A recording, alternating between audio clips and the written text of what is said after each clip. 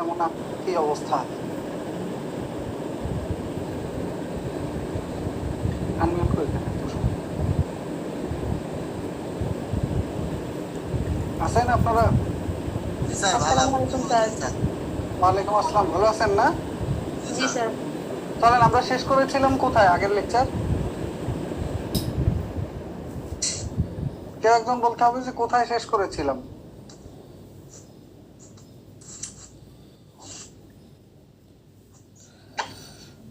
দিল্লি সালতানাতের ইতিহাস আর বাংলার ইতিহাস।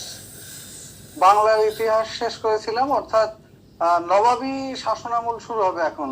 দিল্লি সালতানাত শেষ হলে শেষ একটা জায়গা বলেন তো, দুই একটা লাইন।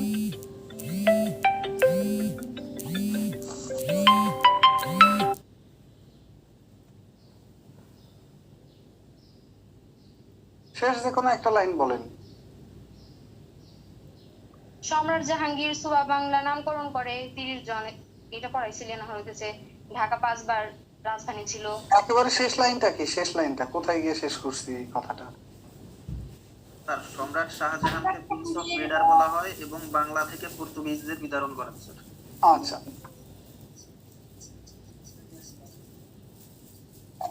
সম্রাট শাহজাহান পর্যন্ত শেষ করেছি আর কি, মুঘল শাসনামল শেষ হয়নি আর কি, এই তো কথাটা। আচ্ছা, চলেন।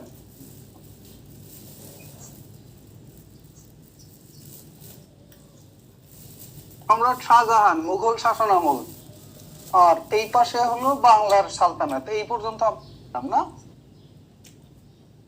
এটা হলো বাংলার সালতানাত, দিল্লি সালতানাত। এইখানে সম্রাট শাহজাহানের সময় দিল্লিতে সুবাদার হিসেবে দিল্লি থেকে বাংলায় সুবাদার পাঠানো হয় কাকে বলেন তো? কাকে পাঠানো হয়েছিল সুবাদার?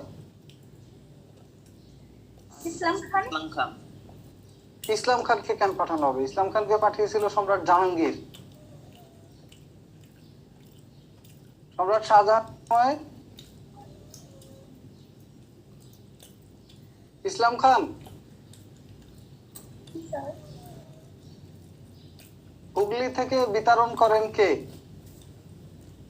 পর্তুগিজদের? ইসলাম খান।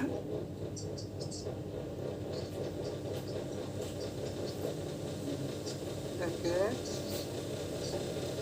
বিতরণ কাশিম খান জুইনি। সুবাদার ইসলাম খান গিয়েছিলেন সম্রাট জাহাঙ্গীরের সময় প্রথম সুবাদার হিসেবে, এবং তিনি ঢাকাকে রাজধানী করেছিলেন। সম্রাট জাহাঙ্গীরের পরে আসেন মুঘল সম্রাট শাহজাহান। সম্রাট শাহজাহানের সময় এই বাংলার একটা অংশ হুগলি, এই হুগলি থেকে পর্তুগিজদের বিতরণ করেন কাশিম খান জুইনি। এটা পরীক্ষায় অনেকবার প্রশ্ন এসেছে। কোন মুঘল সম্রাটের পর্তুগিজ বাংলা থেকে বিতরণ করা হয়? আর এই পর্তুগিজদের বিতরণ সম্পর্কিত আরো একটা ঘটনা আছে সম্রাট আওরঙ্গজেবের সময়।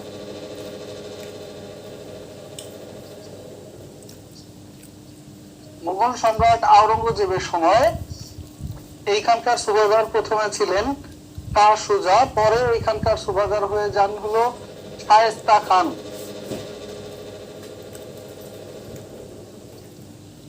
শায়েস্তা খান, এবং এই যে শায়েস্তা খান এখানকার সুবাদার হয়ে গেলেন। শায়েস্তা খান চট্টগ্রাম থেকে পর্তুগিজদের বিতরণ করে দেন।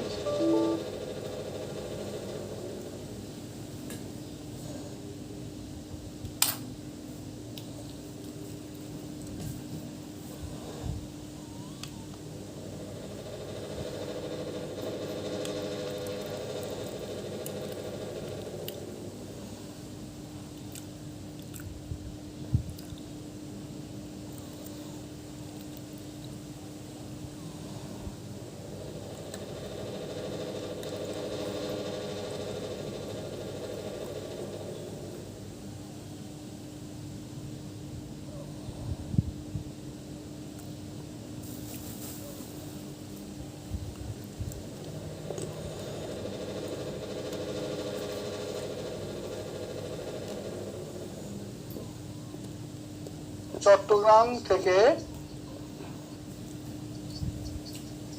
পর্তুগিজদের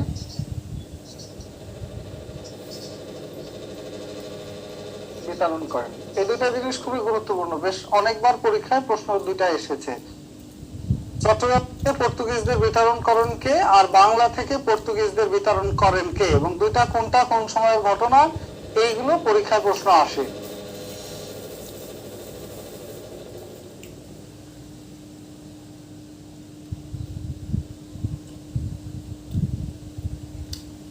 এরপরে ভাইয়া আরেকটা ঘটনা,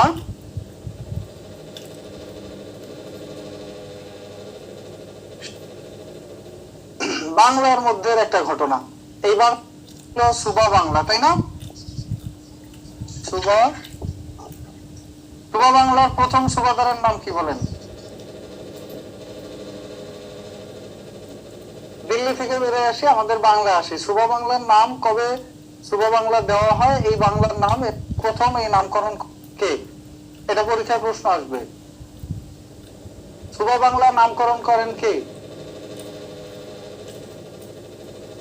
সম্রাট জাহাঙ্গীর। এবং প্রথম সুবাদারের নাম কি? ওনার নাম হলো ইসলাম খান। সুবাদার ইসলাম খান। এবং উনি প্রথম ঢাকাকে রাজধানী করেছিলেন। তো এই যে সুবাদাররা আসার প্রথাটা শুরু হয়, এইখানে উল্লেখযোগ্য কয়েকজন সুবাদারের নাম আপনারা পড়তে পারেন। যেমন শায়েস্তা খান, উনি কি করেন, উনি লালবাগ কেল্লার কাজটা শেষ করেন। আবার খাল খনন শুরু করেন সুবাদার ইসলাম খান। ধোলাই খাল বলতে পারেন?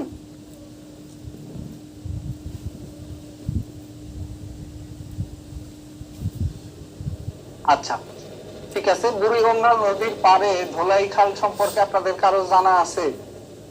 আচ্ছা, না জানা থাকলে ওকে। সুবা বাংলা আসেন। এই সুবা বাংলায় সুবাদার হিসেবে প্রথম আসেন হলো ইসলাম খান, এরপরে কাসিম খান জুইনি, এরপরে শাহ সুজা, এরপরে শায়েস্তা খান, এরপরে মীর জুমলা, এরকম অনেকেই এসেছিলেন।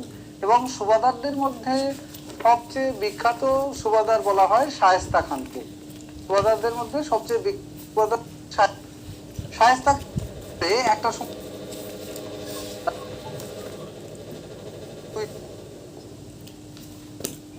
কুলি খান একটা সময় বাংলার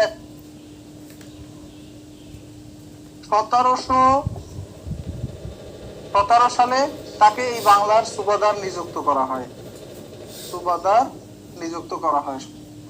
সালে সুবাদার মানে ওই যে এই অঞ্চল থেকে, দিল্লি থেকে শাসনকর্তা পাঠানো হতো বাংলায়, যিনি দিল্লির পক্ষ থেকে বাংলা বা সুবা বাংলা, যেটা দিল্লির একটা রাজ্য বা একটা প্রদেশ বা একটা অঙ্গরাজ্য, এটাকে শাসন করার জন্য আসতেন। এই মুর্শিদ কুলি খান এসে 1717 সালে সুবাদার হওয়ার পরেই ওই একই সালে তিনি নিজেকে এইখানকার স্বাধীন নবাব ঘোষণা করেন। তাহলে উনি হলেন প্রথম স্বাধীন নবাব। পরীক্ষায় প্রশ্ন আসে, বাংলা নবাবকে? বাংলার প্রথম স্বাধীন নবাব হলেন মুর্শিদ কুলি খান। তিনি ক্ষমতা আসেন 1717 সালে, স্থায়ী সুবাদার হিসেবে নিযুক্ত হন। এবং তিনি আরেকটা কাজ করেন, যেটা হলো রাজধানী পরিবর্তন। রাজধানী ঢাকা মুর্শিদাবাদ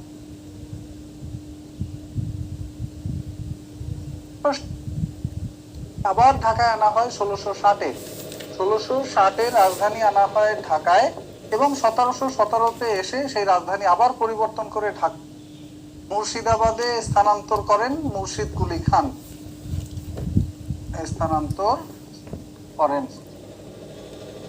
এরপর এই কাজ করার পরে সাউন্ড অফ হয়ে যাচ্ছে। ঠিক আছে, সাউন্ড কি ওকে এখন? আচ্ছা, তো মুর্শিদ কুলি খান তিনি হলেন বাংলার প্রথম মানে সর্বশেষ সুবাদার। উনি হলেন একাধারে সর্বশেষ সুবাদার এবং সর্বপ্রথম নবাব। পরীক্ষায় যদি প্রশ্ন আসে সর্বশেষ সুবাদারকে, মুর্শিদ কুলি খান।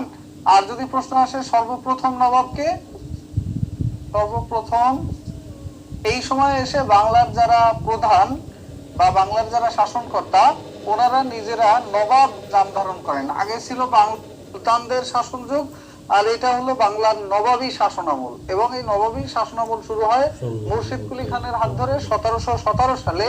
প্রথম সুবাদার, সর্বশেষ সুবাদার এবং প্রথম স্বাধীন নবাব তিনি রাজধানী ঢাকা থেকে মুর্শিদাবাদে স্থানান্তর করেন। প্রথম রাজধানী ঢাকায় কে এনেছিলেন যেন ভাইয়া? মুর্শিদ খানের পরে এখানে ক্ষমতায় বসেন আলীবর্দী খান।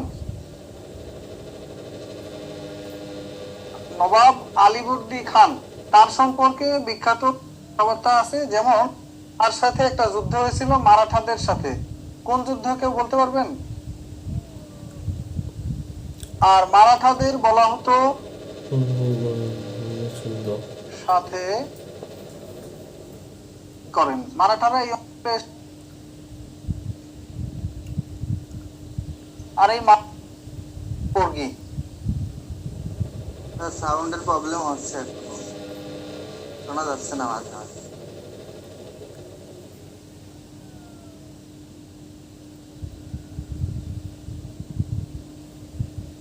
মারাঠাদের কি বর্গী বলা হতো। সাউন্ডে কি ভালো ঝামেলা করছে বোধ হয়। আচ্ছা একটু এটা চেঞ্জ করে নিই, 1 minute.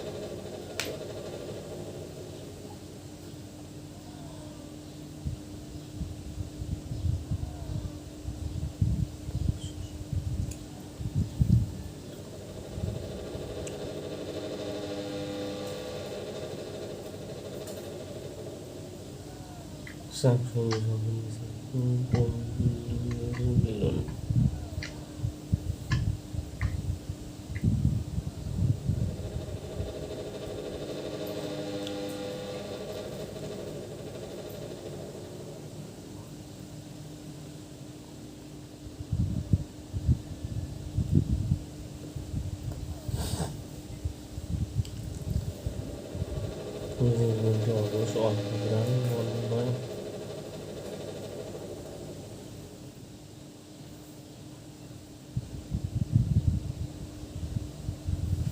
aduh rokok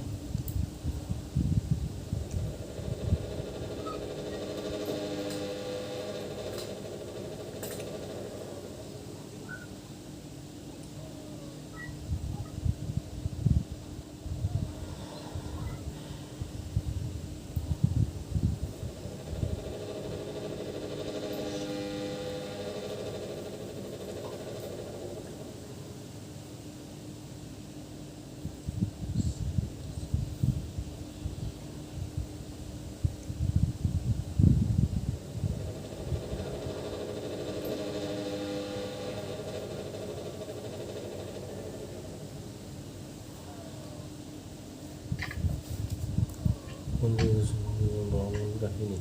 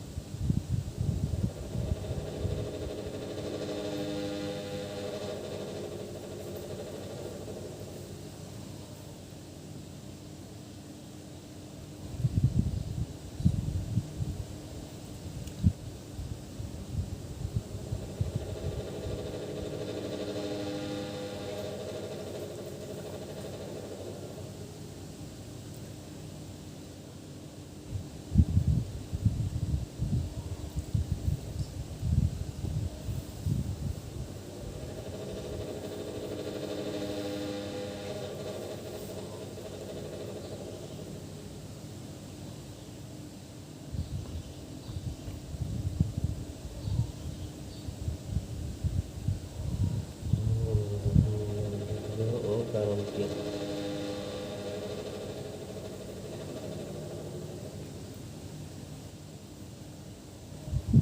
Zoom sedikit.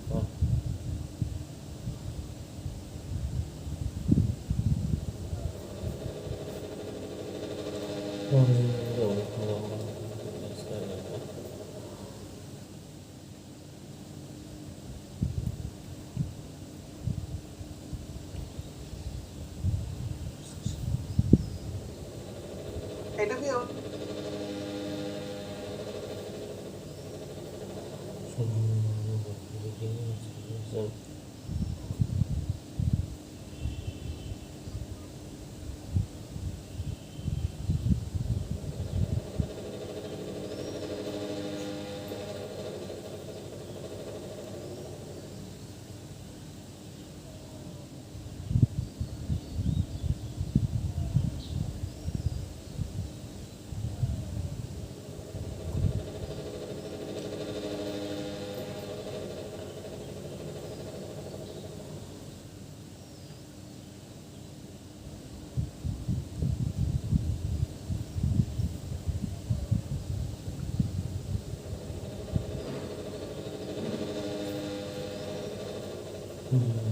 Yes.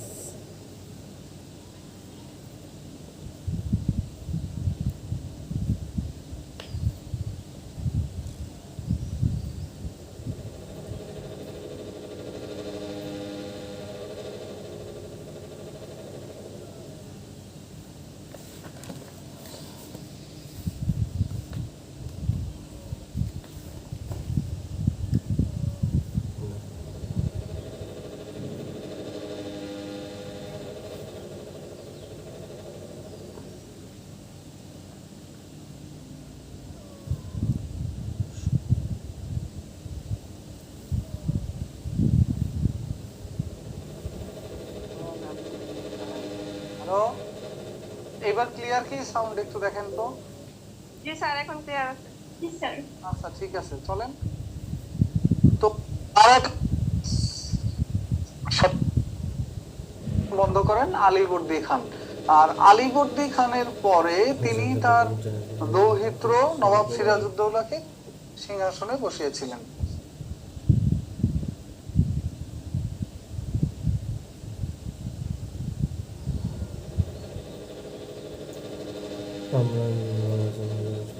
নবাব সিরাজউদ্দৌলা তিনি যখন সিংহাসনে বসলেন, সালটা হলো 1756। তার কিছু উল্লেখযোগ্য অবদান আছে। 1756 ওনারটা সাল পড়তে হবে। হ্যাঁ, উনি সিংহাসনে বসেন 1756 সালের 10 এপ্রিল। এইটার সাথে মজার ব্যাপার হলো এই 10 এপ্রিলের সাথে মিলিয়ে বাংলাদেশের যে সরকার বা প্রবাসী সরকার, এটা গঠন করা হয়েছিল 10 এপ্রিল। এবং এটাও একটা আম্র কাননে, যুদ্ধটাও হয়েছিল, পলাশির যুদ্ধ হয়েছিল পরবর্তীতে আম্র কাননে। সেই আম্র কাননে বসে আবার সরকার গঠন করা হয়েছিল। অর্থাৎ যে স্বাধীন বাংলাদেশের সূর্য অস্তমিত হয়েছিল, সেই একই জায়গা থেকে স্বাধীন বাংলাদেশের সূর্যের উদয় হয়। 10 এপ্রিল 1756 নবাব সিরাজউদ্দৌলা তিনি সিংহাসন করেন। এবং তার পিতার নাম, অনেক সময় পরীক্ষা আসে, পিতার নাম জয়নুদ্দিন, মাতার নাম হলো আমিনা বেগম। আমিনা বা আমেনা যে কোনোটা লিখতে পারেন। এবং প্রশ্ন আসে, প্রাসাদ ষড়যন্ত্রে যুক্ত ছিলেন কে? উত্তর হলো ঘসেটি বেগম, ওনার খালা আর কি। এটা আমরা সবাই। এখন আসেন, নবাব সিরাজউদ্দৌলা যখন সিংহাসনে আরোহণ করেন, সিংহাসনে আরোহণের পরে তিনি বিশেষ কিছু কাজ করেন। প্রাসাদ ষড়যন্ত্রে ঘসেটি বেগম যুক্ত ছিলেন, ঘসেটি বেগম এর খালা। এইটুকুই প্রশ্ন আসে। এরপরে একটা প্রশ্ন পরীক্ষা আসে, নবাব সিরাজউদ্দৌলা ফোর্ট উইলিয়াম দুর্গ দখল করেন কবে? উইলিয়াম দুর্গ দখল করেন কবে?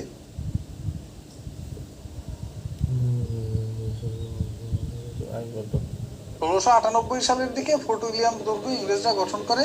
তো নবাব সিরাজউদ্দৌলা তিনি সিংহাসনে আরোহণের পরপরই এই 1756 সালে ফোর্ট উইলিয়াম দুর্গ বিজয় করেন বা দুর্গ দখল করে নেন। এটার কারণে তিনি ইংরেজদের বিরাগভাজন হয়ে পড়েন। 1756 ফোর্ট উইলিয়াম বিজয়, এই দুর্গ বিজয়ের পরেই নবাব ইংরেজদের কাছে বিরাগভাজন হয়ে পড়েন এবং এরপরে তিনি আরো একটা কাজ করেন, সেটা হলো আলীনগরের সন্ধি হয়েছিল তার সাথে, ইংরেজদের সাথে।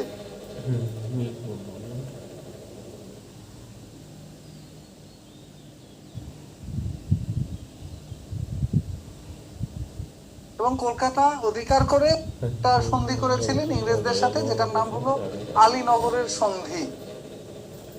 এটা পরীক্ষায় প্রশ্ন আসবে না, কিন্তু এই জিনিসকে কেন্দ্র করে ইংরেজদের সাথে নবাবের সাথে তিক্ততা বাড়ে। আর একটা ঘটনা ছিল ইংরেজদের সাথে এবং নবাবের সাথে, যেটার নাম হলো অন্ধকূপ হত্যা।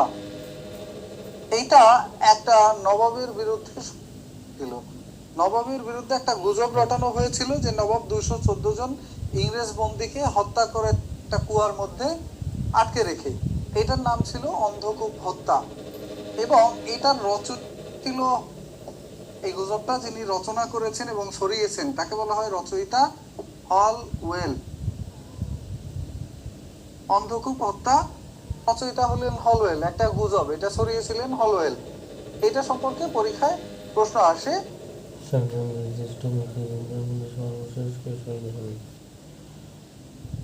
ব্যাস এইটুকুই, অন্ধকূপ হত্যা, এটার সাথে জড়িত ছিলেন হলওয়েল। এখানে বলা হয় যে নবাবের সময় 146 জনকে বন্দি করে এই কুয়ার মধ্যে ফেলানো হয় এবং এই কুয়ার মধ্যে 146-এর 123 জনই কুয়ার মধ্যে মারা যায়। যদিও এটার সত্যতা ছিল কিনা ঐতিহাসিকদের। এরপরে ভাইয়া আর কোনো ঘটনা ঘটা ছাড়াই সর্বশেষ 23 জুন 1757 এই সময় ইংরেজরা নবাবের বিরুদ্ধে যুদ্ধ ঘোষণা করে, যে যুদ্ধের নাম ছিল পলাশীর যুদ্ধ।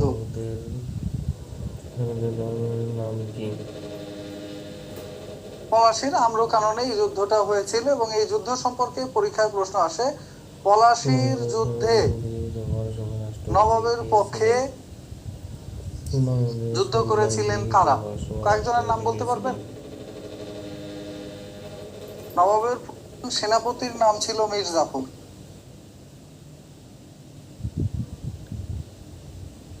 প্রধান সেনাপতি ছিলেন মীর জাফর, বিশ্বাসঘাতকতা করেছিলেন নবাবের সাথে। আরেকটা প্রশ্ন আসে, এই যুদ্ধে নবাবের পক্ষে যুদ্ধ করলেন কারা? নবাবের বিশ্বস্ত, নবাবের বিশ্বস্ত ছিলেন কারা বলতে পারেন? মদন মোহন, আগের নাম ছিল মোহনলাল, মোহনলাল, সরি এক মিনিট, মোহনলাল আর হলো মীর মদন। আর নবাবের সাথে বিশ্বস্ততা মানে বিশ্বাসঘাতকতা আর কে করেছিলেন? মীর জাফর ছাড়া আর কে ছিলেন বলেন তো? ইয়ার লতিফ, রায় দুর্লভ, ওনাদের নামগুলো মনে রাখবেন জাস্ট। কিন্তু প্রশ্ন আসার মতো এই তিনটা নামই সবচেয়ে উল্লেখযোগ্য। ইয়ার লতিফ, আরেকজনের নাম হলো রায় দুর্লভ। নবাবের সৈন্য সংখ্যা আপনারা জানেন কত? কত? 1050 সৈন্য নিয়ে নবাব 3000 ইংরেজ সৈন্যের সাথে পরাজিত হন। 50,000 সৈন্য নিয়ে 3000 সৈন্যের সাথে পরাজিত, কারণে ঘটনাটা ঘটে। এরপরে বাংলার সিংহাসনে আরেকটা তো, যে নবাবকে হত্যা করেন কে? নবাবকে হত্যা করেন কে বলেন তো? মোহাম্মদী বেগ।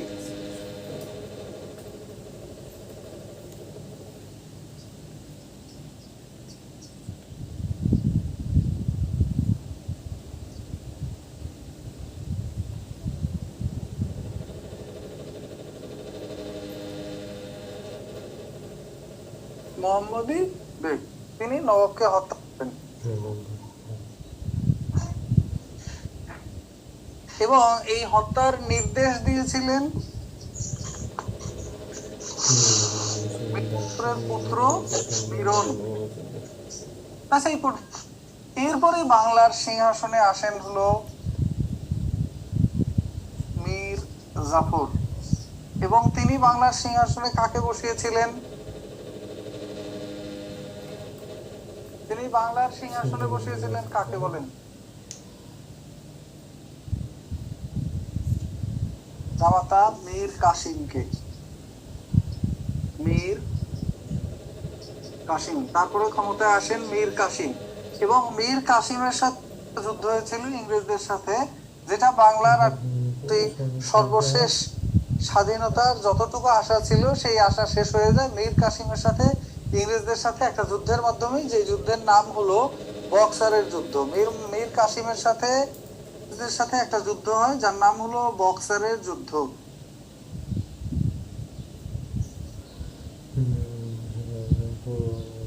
মীর কাসিমের সাথে ইংরেজদের সাথে মীর কাসিমের সাথে ইংরেজদের সাথে হয় বক্সারের যুদ্ধ।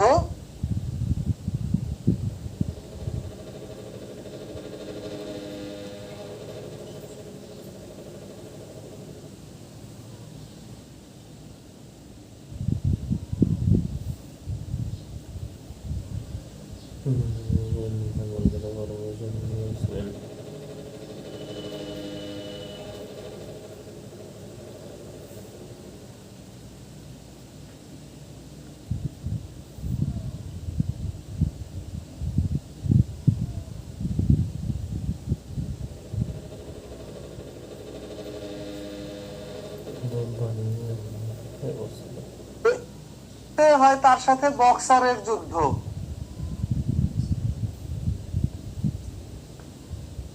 এবং এই যুদ্ধটা হয় 1764 সালে বক্সারের প্রান্তরে।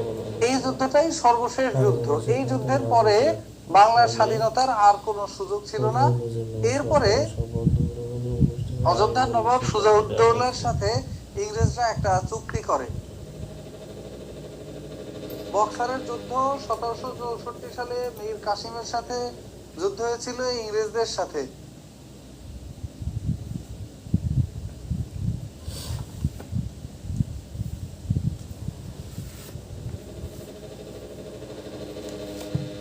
আচ্ছা, আর এইখানে আরেকটা তথ্য একটু লিখে নিয়েন, পরীক্ষায় প্রশ্ন আসে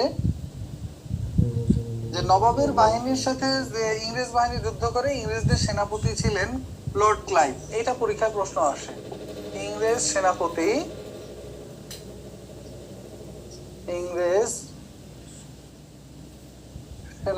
ছিলেন লর্ড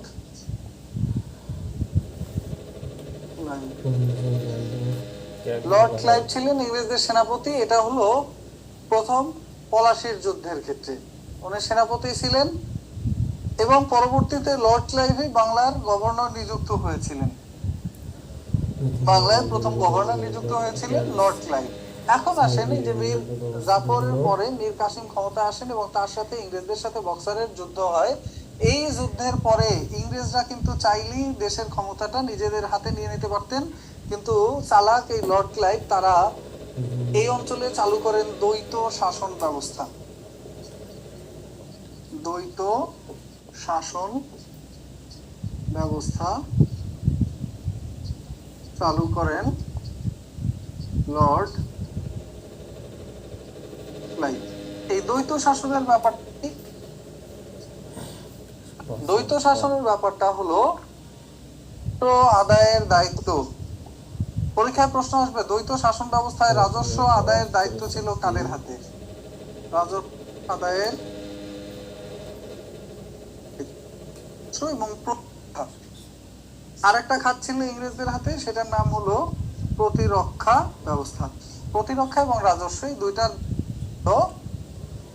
ইংরেজদের হাতে। আর এই একটা দায়িত্ব শাসন ও বিচার বিভাগ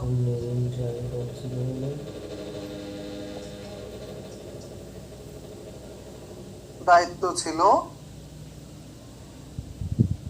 নবাবের হাতে।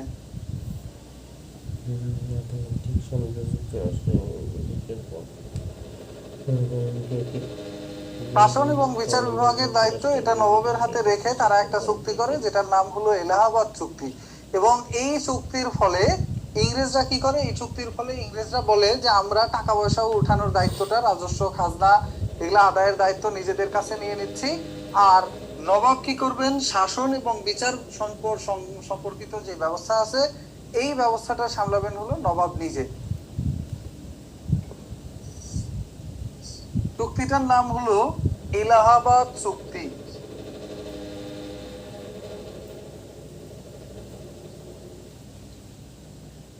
এই চুক্তির মাধ্যমে দ্বৈত শাসন ব্যবস্থা চালু হয়। এবং দ্বৈত ব্যবস্থা যেটা হয় ভাইয়া, যে দেশ চালানোর জন্য তো টাকা পয়সার প্রয়োজন, কিন্তু টাকা পয়সা উঠানোর দায়িত্ব কার হাতে? টাকা পয়সা উঠানোর দায়িত্ব ছিল নবাবের হাতে নাকি ইংরেজদের হাতে? টাকা পয়সা উঠানোর ছিল ইংরেজদের হাতে, যার কারণে তারা একদিকে টাকা পয়সা তুলে খেয়ে ফেলছে জনগণের কাছ থেকে। যে দেশ শাসন করতে, দেশ বিচার কার্যক্রম চালাতে টাকা পয়সা লাগে, এই টাকা পয়সা কই থেকে পাবে নবাব? সে আরেকবার টাকা পয়সার জন্য জনগণকে চাপ দেয় এবং তারা জনগণের কাছ থেকে দ্বিতীয়বার টাকা উত্তোলন করে। এর পাশাপাশি ওই বছরে একটা দুর্ভিক্ষ হয় এবং ওই সময়ে ফসল বা শস্য উৎপাদনের হারটা কমে যায়, যার ফলশ্রুতিতে হয় ওই সময় ৭৬-এর মন্বন্তর। এটা লেখেন, এটা সম্পর্কে পরীক্ষায় প্রশ্ন আসে। ৭৬-এর মন্বন্তর এই দ্বৈত শাসন ব্যবস্থার ফলাফল।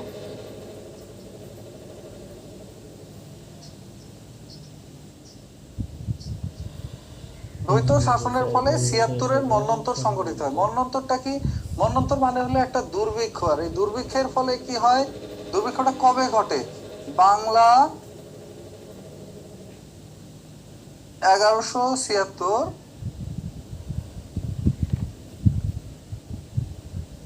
৭৬-এর মন্বন্তর কবে সংগঠিত হয়? এটা বাংলা সাল চেয়েছিল, বাংলা ১১৭৬ আর ইংরেজি হলো ১৭৭০।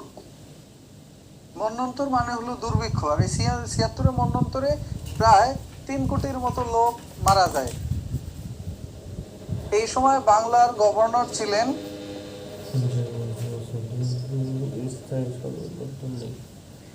Lord Cartier. লর্ড কার্টিয়ার ছিলেন এই সময় গভর্নর, বাংলার দায়িত্বে ছিলেন কার্টিয়ার। এবং এইখানে ৩ কোটি লোক মারা যায় এই দুর্ভিক্ষের ফলে। মারা যাওয়ার ফলে এই অঞ্চলে এই শাসনটা বন্ধ করে দেওয়া হয়।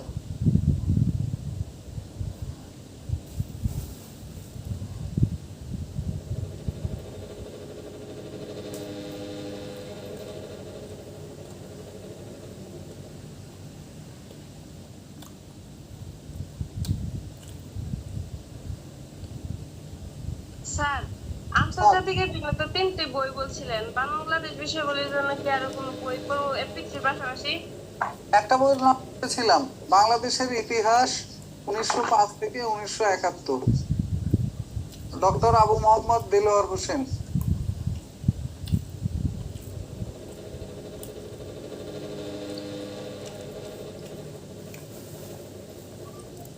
ডক্টর আবু মোহাম্মদ দেলোয়ার হোসেন ওনার নাম। উনি বর্তমানে পিএসসির সদস্য এবং বিশ্ববিদ্যালয়ের একজন প্রফেসর। ওনার একটা বই আছে খুবই চমৎকার, এখানে একেবারে পুরো ইতিহাসটা খুব সুন্দরভাবে গোছানো পাবেন। প্রাচীন বাংলার জন্য আর কিছু পড়া লাগবে না স্যার? প্রাচীন বাংলা ১৯০৫-এর আগের যে ঘটনাগুলো, এগুলো এই ঘটনাগুলো, আগের ঘটনাগুলো পড়তে হলে ক্লাসের বই পড়তে হবে আপনাকে। জি স্যার। হ্যাঁ, ইতিহাস বই। এবং এটা সব পাসের আগের তথ্যগুলো সবচেয়ে ভালো পাবেন ইতিহাসের যে বইগুলো আছে ওই বইগুলোতে। ঠিক আছে, আর এইখান থেকে প্রশ্ন আসে কম, এই জন্য ওই ধরনের না পড়লেও চলবে। এরপর আসেন এই ৭৬-এর মন্বন্তরের পরে কি ঘটনা হয়, এরপরে ভারত শাসন আইন জারি করা হয় একটা।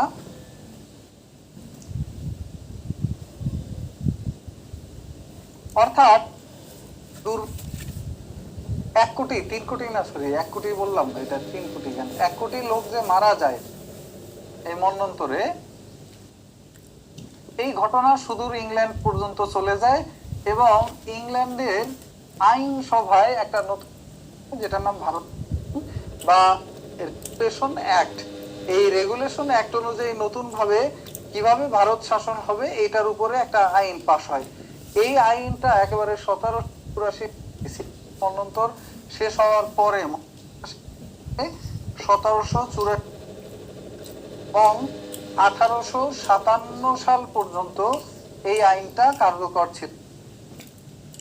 এই আইনটা শেষ হয় কবে, 1857 সালে। কেন শেষ হয়, এটার কারণ হলো সিপাহি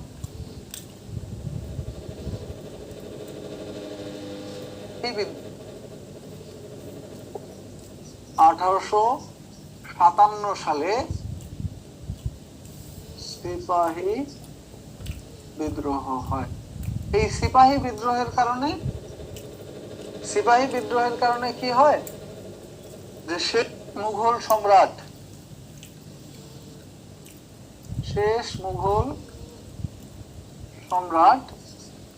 দ্বিতীয় বাহাদুর শাহ, ওনাকে ক্ষমতাচ্যুত করা হয়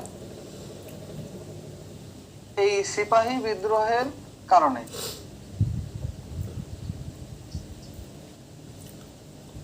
সিপাহী বিদ্রোহে সহযোগিতা করা হয় এবং 1858 সালে ইংল্যান্ডের রানী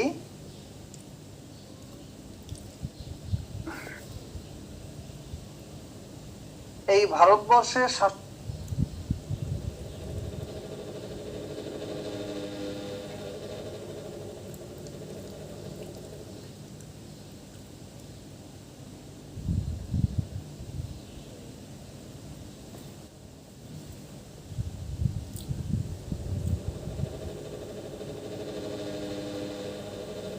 ভারতবর্ষের শাসনভার নিজের হাতে তুলে নেন। তো এর পর্যন্ত এই শাসন করলেন কে, বললে আপনারা দেখি কেমন আইডিয়া আছে আপনাদের। বেসিক ইংল্যান্ডের রানী যখন থেকে শাসনভার হাতে তুলে নেন তখন থেকে যারা গভর্নর ছিল ওনাদের নাম হয়ে যায় রাতের আলো বিশেষ তারতম্য থাকে না কোন গ্রহের।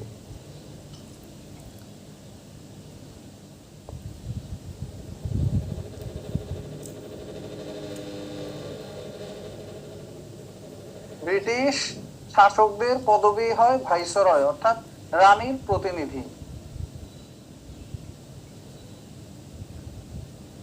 এর আগে রানী শাসন করা শুরু পর্যন্ত বাংলায় এই শাসন করেছিলেন বা কারা বলতে পারবেন? East India company, exactly. আর ইস্ট ইন্ডিয়া শাসন শেষ হয়ে 1858 সালে শাসন শুরু হয় ইংল্যান্ডের রানীর শাসন, এবং রানীর শাসন পরবর্তীকালে ভারত শাসন আইনের মাধ্যমে। এইটুকু এখানে গুরুত্বপূর্ণ টপিক।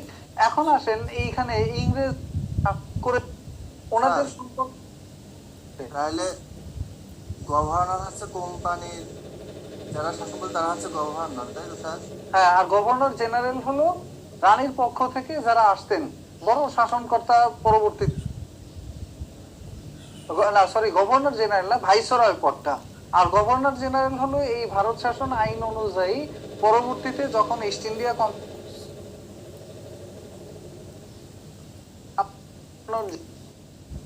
স্যার সাউন্ডের প্রবলেম। খুবই সমস্যা হচ্ছে স্যার, কিছুই বুঝতে পারছি না।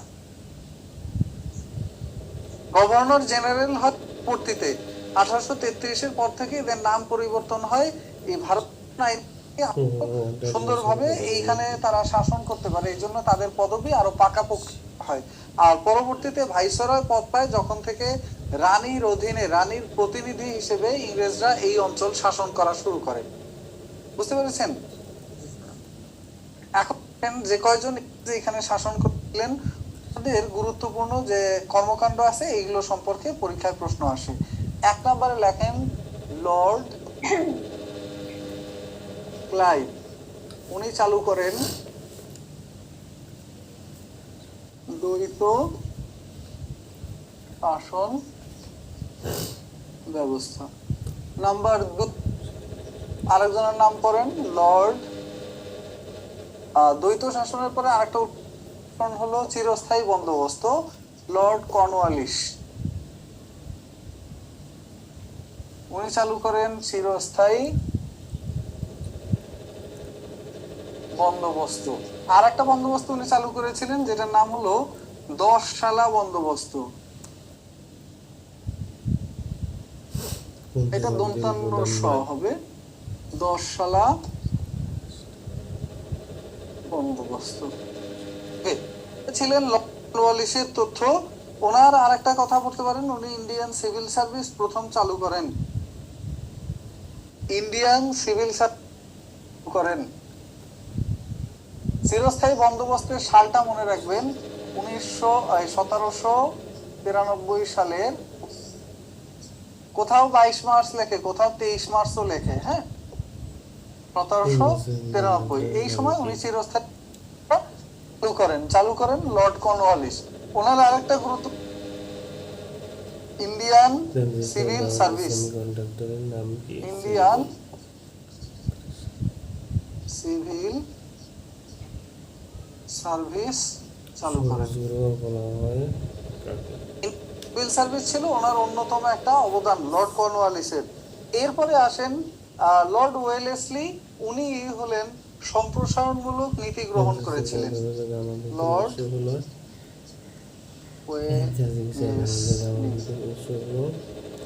ওনার সম্পর্কে শুধু লেখেন অধীনতামূলক মিত্রতার নীতি চালু করেন, অধীনতামূলক মিত্রতার নীতি চালু করেন। অধীনতামূলক মিত্রতা কি?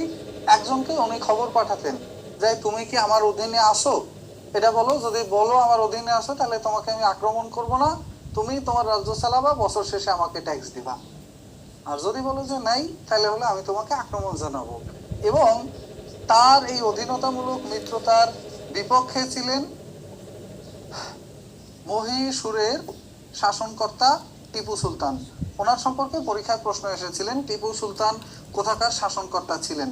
মহীশূরের শাসনকর্তা টিপু সুলতান। তার এই নীতির বিপক্ষে যুদ্ধ ঘোষণা করেন, তার এই নীতির বিরুদ্ধে ছিলেন এবং তার সাথে 4 বার পরাজিত হয়। এই লর্ড ওয়েলেসলি সৈন্য পাঠিয়ে 4 বার পরাজিত হন। সর্বশেষ তার ভাই আর্থার ওয়েলেসলি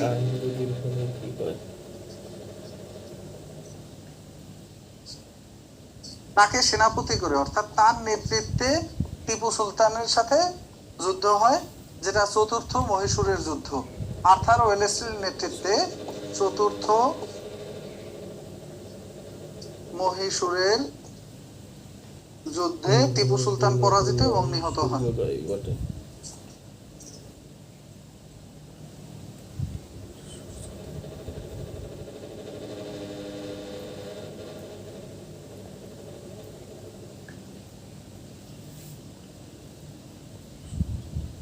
ব্যাস খতম, এইটুকুই লর্ড ওয়েলেসলির সম্পর্কে।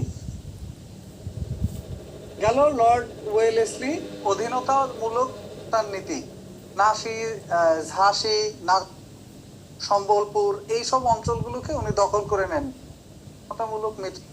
অধীনতামূলক মিত্রতা মানেই হলো যে আমি তোমার সাথে মিত্রতা করব যদি তুমি বলো যে তুমি আমার অধীনে আছো। এটা টিপু সুলতান মেনে নেননি এবং পরীক্ষায় প্রশ্ন, টিপু সুলতান কোথায় শাসক ছিলেন? টিপু সুলতান ছিলেন মহীশূরের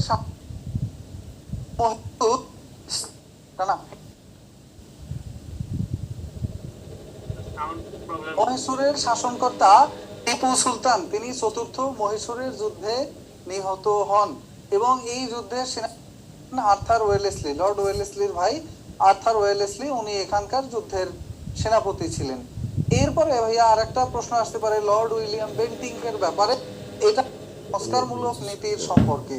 লর্ড উইলিয়াম বেন্টিং তিনি 1829 সালে, এটা সাল জরুরি, এই প্রশ্নটা সাল জরুরি, 1829 সালে তিনি কি করেন?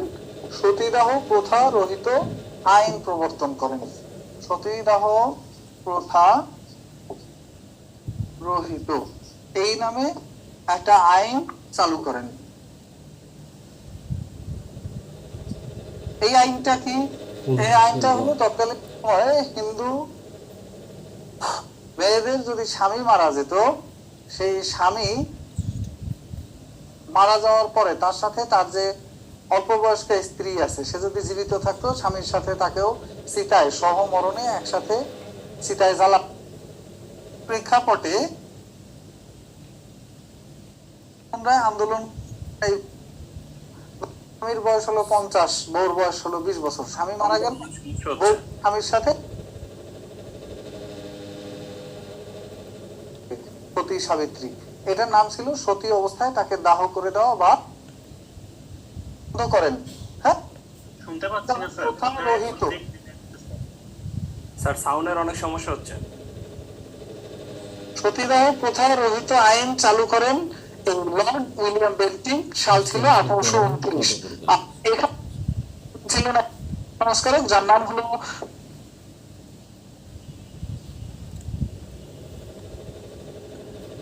রায়।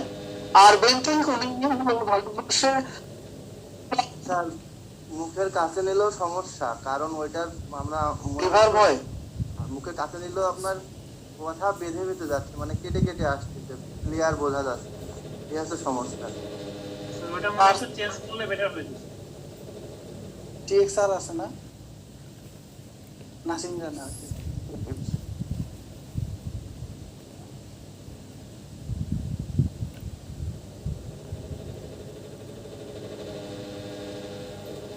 একটু ওয়েট করেন, আমরা আসছি, দেখি আর একটা টিএক্স পাওয়া যায়।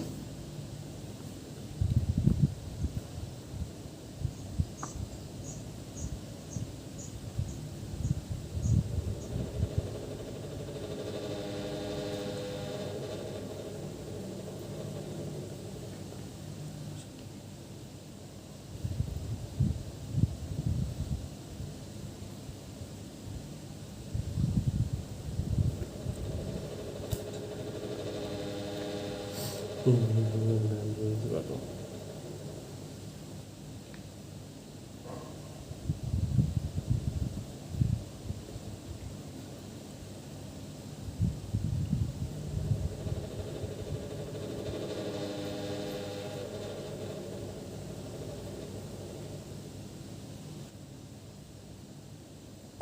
লিখতে থাকি, জাস্ট আপনারা লিখে নেন, সাউন্ডটা চেঞ্জ করতে হতে আপনারা লিখে নেন। হ্যাঁ, নাসিম জানে ঠিক। ওকে, লর্ড এর পরে আর একজনের নাম লিখেন, তিনি হলেন Lord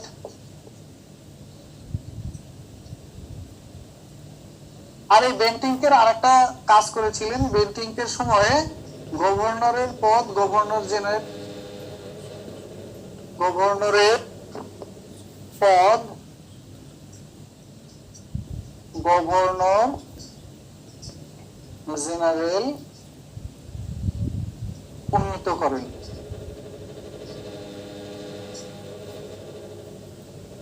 Lord Dalhousie, Lord Dalhousie একটা অন্যতম অবদান ছিল। লর্ড ডালহৌসি উনি চালু করেন বিস্তার নীতি, সাম্রাজ্যবাদ নীতি।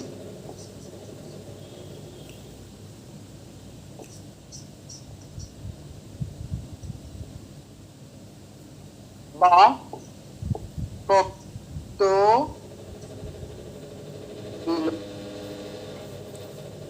আগের জন চালু করেছে মূলক মিত্র নীতি, আর সত্য বিলোপ নীতি। সত্য বিলোপ মানে কি? সত্য বিলোপ মানে হলো যে কোনো রাজ্য যদি ট্যাক্স প্রদানে নয় বা ই করে, তাহলে তার রাজ্য কেড়ে নেওয়া হবে, তার সত্য বিলোপ হয়ে যাবে এবং অনেকগুলো রাজ্যের সব বিলোপ করেন এবং তিনি সবচেয়ে বেশি সাম্রাজ্যবাদী ছিলেন, অর্থাৎ ব্রিটিশ সাম্রাজ্যকে সবচেয়ে বেশি বিস্তৃত করেন এবং এই বিস্তৃত করার ফলে তার কি হয়, তিনি প্রথম টেলিগ্রাফ লাইন চালু করেন।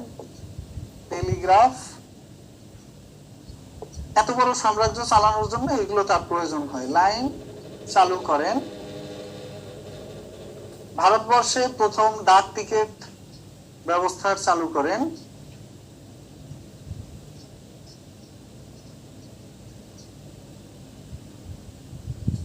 এবং তার সময় রেল যোগাযোগ ব্যবস্থা চালু এবং তার সময় তিনি আরেকটা কাজ করেন, সেটা হলো এই যে বিধবা যাদেরকে সতীদাহ থেকে বাঁচানো হলো, আজ তো কোনো ক্লাস ছিল না আপনাদের আজকে কোনো? না স্যার, আজকে এটাই ছিল। এরপরে ওই যে সতীদাহ প্রথা বন্ধ হলো, এখন যে সতী জীবিত আছে, স্বামী মারা গেছে কিন্তু মেয়ের বয়স হলো 18 বছর 20 বছর, এখন সে যতদিন জীবিত থাকবে তার আর কোনো বিবাহ হওয়ার নিয়ম নেই, সমাজে এই নিয়মটা বন্ধ ছিল, এখন তারা সারা জীবন ঘরে বসে কাটাতে হবে। এই প্রথার বিপক্ষে আন্দোলন করলেন ঈশ্বরচন্দ্র বিদ্যাসাগর এবং তিনি তার প্রচেষ্টায় বিধবা বিবাহ প্রবর্তন করেন এবং এর মাধ্যমে বিধবা বিবাহ চালু হয়। তো বিধবা মূলত পাশ করেন লর্ড ডালহৌসি, এই বিধবা বিবাহ আইনটা লর্ড ডালহৌসি পাশ করেন এবং সাল ছিল 1856। লর্ড ডালহৌসি 1856 সালে তিনি এই বিধবা বিবাহ আইনটা চালু করেন এবং এই আইনের মাধ্যমে বিধবাদের বিবাহ হওয়া শুরু হয়। লর্ড ডালহৌসি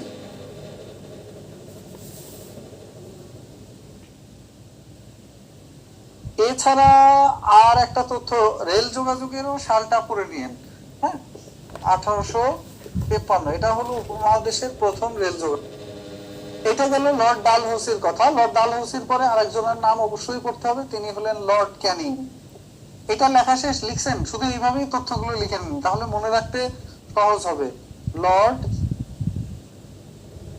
ক্যানিং, উনি ভারতীয়দের জনকল্যাণে সবচেয়ে বড় অবদান রেখেছেন এবং উনি পুলিশ ব্যবস্থা চালু করেন।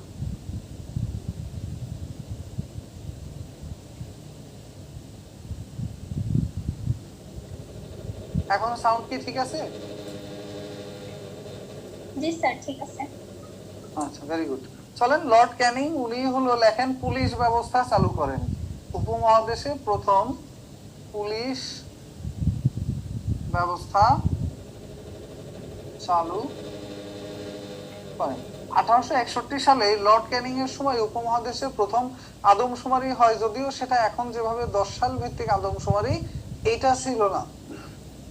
ওকে, আর পুলিশ ব্যবস্থার পাশাপাশি তার সম্পর্কে আরেকটা লেখেন, প্রথম কাগজের মুদ্রা চালু করেন।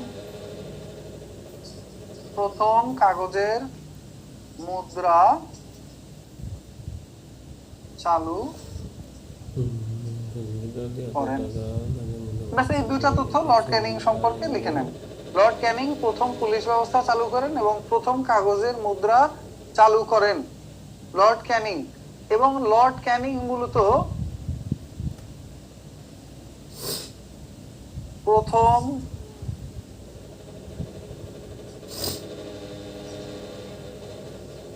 ভাইসরয় বা বড়লাট ছিলেন। বড়লাট মানে সরাসরি রানীর অধীনে শাসনকর্তা। হ্যাঁ, এরপরে এই লর্ড ক্যানিং এর সময় উপমহাদেশের প্রথম বাজেট ঘোষণা করা হয়।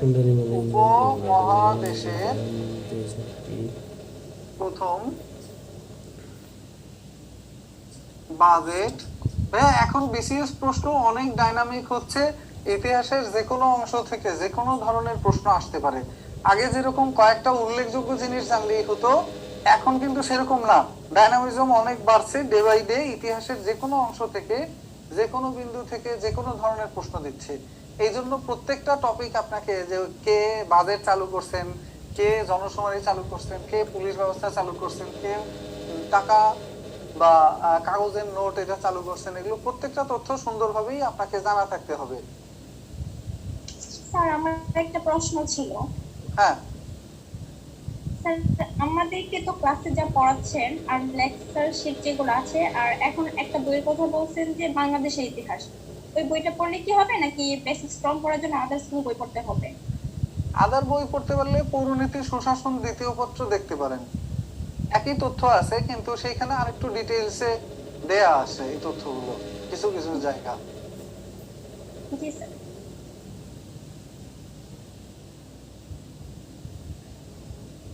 বঙ্গীয় প্রজাসত্ব আইন পাশ করেন যার মাধ্যমে জমিদারি প্রথা এটা বিলোপের চেষ্টা করেন উনি লর্ড ক্যানিং। লর্ড ক্যানিং এর পরে আরেকজনের নাম পড়তে পারেন, জাস্ট লর্ড মেয়র, একটা কথাই দেখবেন লেকচার শিটে আপনাদের আছে, লর্ড মেয়র। উনি 1872 সালে প্রথম আদমশুমারি চালু করেন। ওনার সম্পর্কে শুধু এই একটা তথ্য, আদমশুমারি চালু করেন সাল 1872, লর্ড মেয়র। ওনার সম্পর্কে এইটুকুই আসতে পারে, লর্ড মেয়র ভারতবর্ষের প্রথম আদমশুমারি চালু করেন লর্ড মেয়র।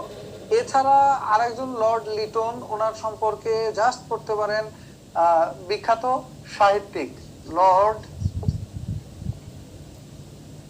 লিটন। উনি বিখ্যাত সাহিত্যিক ছিলেন,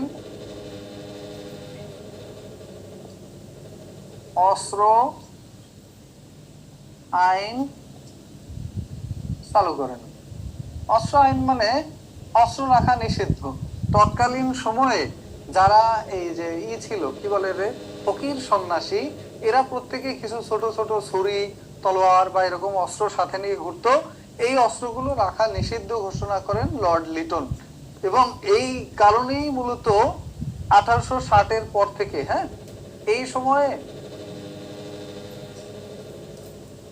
সময়ে ফকির সন্ন্যাসীরা ব্রিটিশদের বিরুদ্ধে বিক্ষোভ করেন। ফকির সন্ন্যাসী মাঝখানের সময়ের ঘটনা কিন্তু আমরা বলে এসেছি ভাইয়া, মনে আছে না? রানীর শাসন শুরু হয় কবে, কোন ঘটনার প্রেক্ষাপটে? রানীর শাসন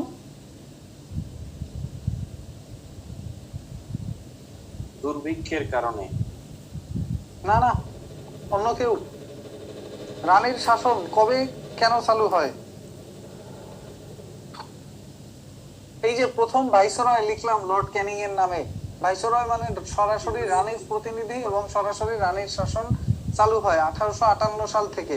কোন ঘটনার প্রেক্ষিতে? সিপাহী বিদ্রোহ। সিপাহী বিদ্রোহ। এই সিপাহী বিদ্রোহ সম্পর্কে আমরা একটু আগেই বলেছি। সিপাহী বিদ্রোহ প্রথম ভারতবর্ষের প্রথম সশস্ত্র স্বাধিকার আন্দোলন, এবং এই আন্দোলনের নেতৃত্ব দিয়েছিলেন সিপাহী মঙ্গল পান্ডে, আর ঢাকায় নেতৃত্ব দিয়েছিলেন হাবিলদার রজব আলী। এই দুইটা নাম লিখে নেন, রজব আলী। এবং এই বিদ্রোহে সহায়তা করেছিলেন সর্বশেষ মুঘল সম্রাট দ্বিতীয় বাহাদুর শাহ। এবং এইখানে তারা পরাজিত হন, আর পরাজিত হওয়ার পরে মুঘল সাম্রাজ্যের পতন ঘটে এবং সরাসরি রানীর শাসন চালু হয়। এবং সরাসরি রানীর শাসনের বিপক্ষে ছোট ছোট বিদ্রোহ শুরু হয় এই বাংলায়, যার মধ্যে অন্যতম একটা বিদ্রোহ ছিল 1831 সালে। প্রথম বিদ্রোহ ছিল বাংলায় তিতুমিরের বিদ্রোহ, সাল 1831। তার সাথে কর্নেল স্টুয়ার্টের সাথে তেঁতুলের কেন লিখতেছি আমি, তিতুমিরের বিদ্রোহ, তিতুমিরের বিদ্রোহ 1831। তার সাথে যুদ্ধ হয় ইংরেজদের সাথে। তার বিরুদ্ধে যুদ্ধ করেন কর্নেল স্টুয়ার্ট, এবং তিনি তার 40 জন অনুসারী সহ নিহত হয়েছিলেন। আর এই তিতুমিরের কিল্লা, বাঁশের কিল্লা খ্যাত তিতুমিরের মূল নাম কি, এটা পরীক্ষা আসে। তার মূল নাম হলো মীর নিসার আলী, মীর নিসার আলী। পরবর্তীতে হজ করে এসে তার নাম হয় হাজী তিতুমির। এবং তিনি 1831 সালে বাঁশের কেল্লা নির্মাণ করেছিলেন। তার বিপক্ষে যুদ্ধ করেন কর্নেল স্টুয়ার্ট এবং সেই যুদ্ধে তিনি পরাজিত এবং নিহত হন বা শহীদ হয়েছিলেন। প্রথম শহীদ, ভারতের বিপক্ষে আন্দোলনের প্রথম শহীদ বলা হয় কাকে?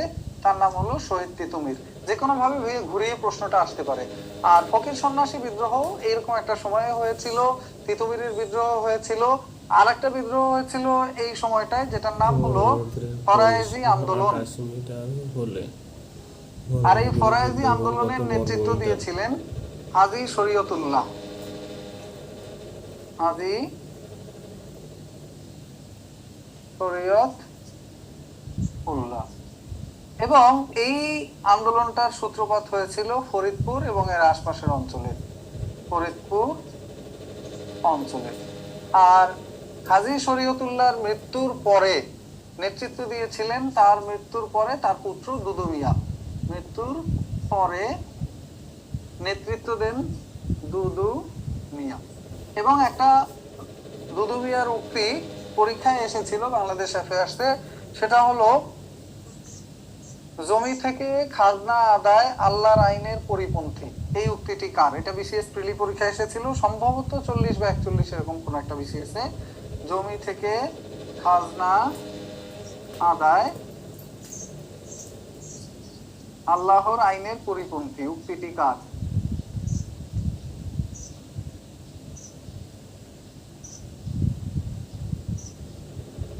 এই উক্তিটি কার? উক্তিটি হলো দুদু মিয়ার। এবং দুদু মিয়া কি করেছিলেন? হাজী শরীয়তুল্লাহর এই আন্দোলনকে রাজনৈতিক রূপদান করেন। ফরায়েজি আন্দোলনকে, একটা ধর্মীয় আন্দোলন, এটাকে রাজনৈতিক রূপ দান করেন। তিনি ফরায়েজি আন্দোলনকে রাজনৈতিক রূপ দান করেন। এরপরে ভাইয়া সামনের দিকে আবারও চলতে থাকে। লর্ড লিটনের পরে আসেন লর্ড রিপন। একটা বিলের নাম জেনে রাখেন যেটার নাম হলো Ilbert bill. Lord Ripon, Lord Ripon, ওনার সময় একটা আইনের নাম হলো ইলবার্ট বিল। ইলবার্ট বিল কি? ভারত শাসন করছে হলো ইংরেজরা। এখন ইংরেজদের আবার কোনো বিচার আচার আছে নাকি? আগে কথা ছিল ইংরেজদের যদি কোনো বিচার আচার হতেই হয় সেটা একমাত্র ব্রিটেনের আদালতে বা ব্রিটিশ আদালতে হতে পারবে। ভারতীয় কেউ ইংরেজদের কোনো বিচার করতে পারবে না, তাদের কোনো দণ্ড দিতে পারবে না। কিন্তু ইলবার্ট বিলের মাধ্যমে এই জিনিসটা রহিত করেন লর্ড রিপন। ইলবার্ট বিলের মাধ্যমে ব্রিটিশদের বিচারের ক্ষমতা দেওয়া হয় ভারতীয়দের হাতে। ভারতীয় আদালত চাইলে ব্রিটিশদের বিচার করতে পারবে। এই বিলের নাম ইলবার্ট বিল। এবং তার সময়ের আরেকটা উল্লেখযোগ্য আইনের নাম হলো ফ্যাক্টরি আইন। শ্রমিক সুরক্ষার জন্য তিনি এই আইন প্রবর্তন করেছিলেন। ফ্যাক্টরি আইন প্রবর্তন করেন। এটা কেন করেন? শ্রমিক সুরক্ষার জন্য। শ্রমিক সুরক্ষার জন্য পরীক্ষার প্রশ্ন আসতে পারে। শ্রমিক সুরক্ষার জন্য ফ্যাক্টরি আইন প্রবর্তন করেন কে? শ্রমিক সুরক্ষার জন্য ফ্যাক্টরি আইন প্রবর্তন করেন লর্ড রিপন। আর লর্ড রিপনের পরে এখানে উল্লেখযোগ্য, আর তার সময় এই ফ্যাক্টরি আইনের কিন্তু আরো একটা মজার দিক ছিল। একটা তো শ্রমিক সুরক্ষা আইনটা দেওয়া হয়, শিশু আইন নিষিদ্ধ করেন তিনি। শিশু আইন না, সরি, শিশু শ্রম নিষিদ্ধ করেন তিনি। তার এই আইনে প্রথম শিশু শ্রম নিষিদ্ধ করেন লর্ড রিপন। তিনি শ্রমিক বান্ধব বা প্রজা বান্ধব একজন শাসনকর্তা ছিলেন। তার সময় প্রথম শিশু শ্রমটাও নিষিদ্ধ করেন। এরপরে ভাইয়া এখানে আর উল্লেখযোগ্য ওরকম কেউ নেই। এরপরে উল্লেখযোগ্য আসেন হলো লর্ড কার্জন। এইখান থেকে ভারতে আর একটা ইতিহাস শুরু হয়। লর্ড কার্জন কে বলেন তো? লর্ড কার্জনের উল্লেখযোগ্য অবদান কি? তার সময়ে 1905 সালে লর্ড কার্জন তিনি ভঙ্গ আইন করেন। বঙ্গভঙ্গটা কি বলেন তো? এই যে আমাদের একটা পাশের নাম ছিল দিল্লি সালতানাত বা দিল্লি সাম্রাজ্য, আর একটা পাশের নাম ছিল আমাদের বাংলা সালতানাত বা বাংলা সাম্রাজ্য। এইটাকে লর্ড কার্জন প্রথম এসে ভাঙেন কিভাবে? বাংলার একটা অংশ ছিল, আমরা দেখেছি, ভারতের পশ্চিমবঙ্গ। বর্তমান ভারতের যে পশ্চিমবঙ্গ আছে, এই পশ্চিমবঙ্গকে একটা পাশে রাখেন এবং আরেকটা পাশে রাখেন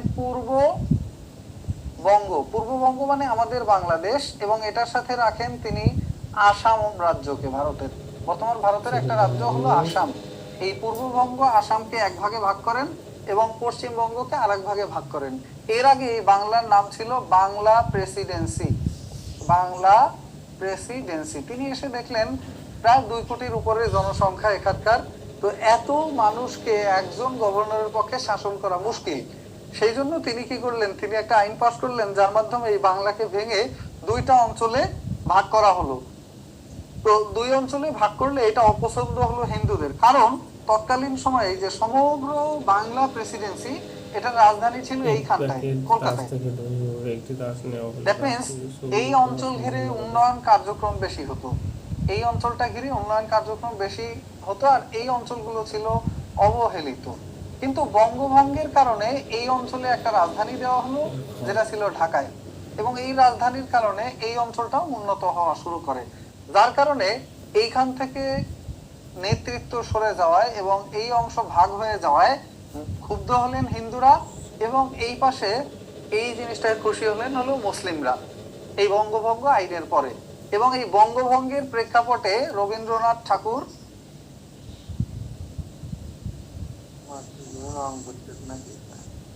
জাতীয় সঙ্গীত, যেটা আমার সোনার বাংলা, এটা রচনা করেন, এবং তিনি রাখি বন্ধন উৎসব চালু করেন, যে আমরা সবাই ভাই ভাই, হিন্দু মুসলিম আমরা সবাই ভাই ভাই, এই রাখি বন্ধন, এই প্রথাটা চালু করেন। এবং সাল 1905-এর পরে 1907 সালে একটা আন্দোলন শুরু হয় এই সমগ্র বাংলা জুড়ে, যে আন্দোলনের নাম ছিল 1907 সালে একটা আন্দোলন শুরু হয় যার নাম ছিল স্বদেশী আন্দোলন। আর এই স্বদেশী আন্দোলনের অন্যতম একজন আন্দোলনকারী ছিলেন চারণ কবি মুকুন্দ দাস। তিনি বিভিন্ন অঞ্চলে ঘুরে ঘুরে গান গাইতেন, বঙ্গ নারী পুরোনাত রেশমি শাড়ি চুরি, বঙ্গ নারী পুরোনা বিলেতি শাড়ি চুরি, পুরোনা রেশমি শাড়ি চুরি, এই যে গান গাইতেন, এর উদ্দেশ্য ছিল বিলেতি পণ্য বর্জন, বিলেতি পণ্য বর্জন, এটাই ছিল মূল কনসেপ্ট এই আন্দোলনের নাম ছিল স্বদেশী আন্দোলন, প্রেক্ষাপট বঙ্গভঙ্গ। এবং এই আন্দোলন চলতে থাকে, আন্দোলনের একটা পর্যায়ে গিয়ে ব্রিটিশরা এই আন্দোলনটা মেনে নেয় এবং তারা বাংলা প্রেসিডেন্সিকে আবার একত্র করে দেয়। যে বঙ্গভঙ্গটা তারা করেছিল সেই বাংলা প্রেসিডেন্সিকে তারা আবার একত্র করে, এবং এটার নাম হয় বঙ্গভঙ্গ রদ, এবং এই রদটা হয় সাল 1911, এবং বঙ্গভঙ্গ রদ করেন লর্ড হার্ডিঞ্জ। এই বঙ্গভঙ্গ রদ দিয়ে বেশ অনেকগুলো প্রশ্ন অনেকবার পরীক্ষায় এসেছে। লাস্ট 44তম বিসিএস এ, এখান থেকে 43তম বিসিএস এ 2বারই এখান থেকে প্রশ্ন এসেছে। প্রশ্নটা এসেছিল বঙ্গভঙ্গ রদের ঘোষণা দেন কে? বঙ্গভঙ্গ রদ, এই আইনটা পাশ করেন লর্ড হার্ডিঞ্জ, তবে এই রদের ঘোষণা ব্রিটেনের রাজা পঞ্চম জর্জ, তিনি তার জন্মদিনে দিল্লিতে আসেন এবং এইখানে তিনি এই ঘোষণা দিয়েছিলেন। রাজা পঞ্চম জর্জ তিনি এই ঘোষণাটা দেন, বঙ্গভঙ্গ রদের ঘোষণা। রদ মানে হলো বাতিল, অর্থাৎ বাংলাকে যে 2 ভাগে ভাঙা হয়েছে এই জিনিসটা বাতিল, আজকে থেকে বাংলা আবার এক হয়ে গেল। বঙ্গভঙ্গতে আর একটা প্রশ্ন ভাইয়া এখান থেকে আসে, সেটা হলো বঙ্গভঙ্গের পরে নতুন যে প্রদেশ গঠিত হয়েছিল পূর্ববঙ্গ ও আসাম নামে, এই প্রদেশের রাজধানী ছিল কে বা কোথায়? এই প্রদেশের রাজধানী ছিল ঢাকা, এবং এই প্রদেশের প্রথম গভর্নর ছিলেন ব্যামফিল্ড ফুলার।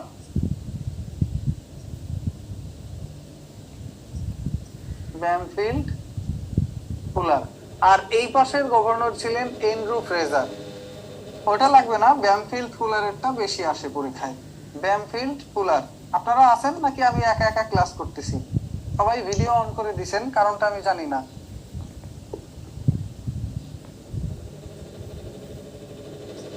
আপনারা কি আছেন? আচ্ছা, তো বঙ্গভঙ্গ রদের পরে যে ঘটনাটা হয়, মুসলমানরা অখুশি হয়।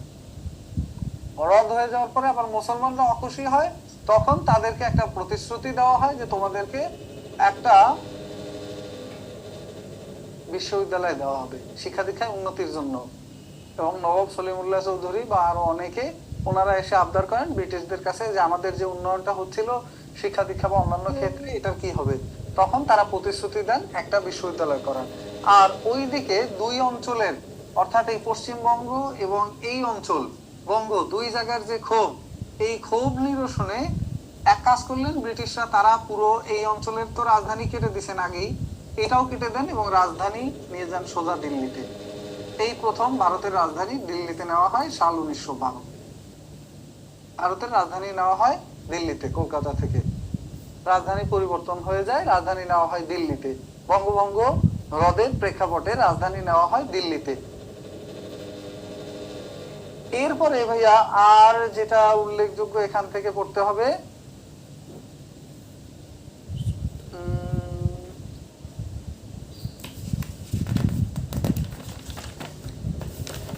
এখানে আর কিছু না পড়লেও চলবে। ওকে, এরপরে আর একটা, হ্যাঁ বলেন। ওই বলছি যে এই যে বাংলাদেশের ইতিহাস ও বিশ্ব সভ্যতা ক্লাস ওই 9 এর যে বইটা ইতিহাসে ওর কোন কোন চ্যাপ্টার গুলো পড়তে হবে একটু বলকে পুরোটা রিডিং করে ফেলবেন, কোনো চ্যাপ্টার নেই বিসিএস এর জন্য। চ্যাপ্টার হিসেব করবে প্রাইমারির লোকজন। আপনাদের একেবারে শুরুর দিনে একটা কথা বলেছিলাম, মনে আছে? যে বিট করতে হবে কাকে কাকে। যদি আপনি বুয়েটের সিএসসি এর কোনো স্টুডেন্টকে দেখেন, আপনি অবাক হয়ে যাবেন যে সে অঙ্কে 95 পায়, তারা কখনো 98 99ও পায়, বিজ্ঞানে তারা 90 প্লাস পায়। তো এই যে জায়গাগুলো, তাকে বিট করার জন্য আপনি অন্তত অঙ্কে যারা টার্গেট করছেন 80, এটাও কম। তাকে ধরতে গেলে আপনাকে বাংলাদেশ অ্যাফেয়ার্সের যে লিখিত পরীক্ষা হয় 200 মার্কের, এই 200তে অন্তত এখানে 150 তুলতে হবে যদি আপনি অঙ্কে অত নাম্বার না তুলতে পারেন। আপনি যদি অঙ্কে 80 তুলতে পারেন, তাহলে এইখানে আপনি তার থেকে 15 নাম্বার পিছিয়ে থাকবেন।